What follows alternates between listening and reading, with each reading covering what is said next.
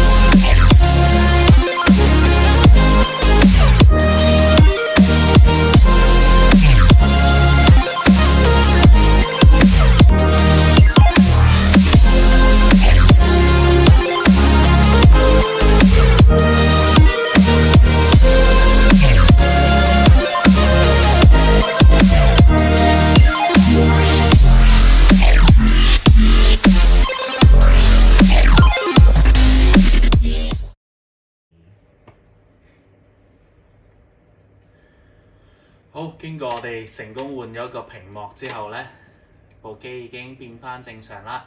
咁呢個屏幕就要拜拜啦。多謝大家。話唔得。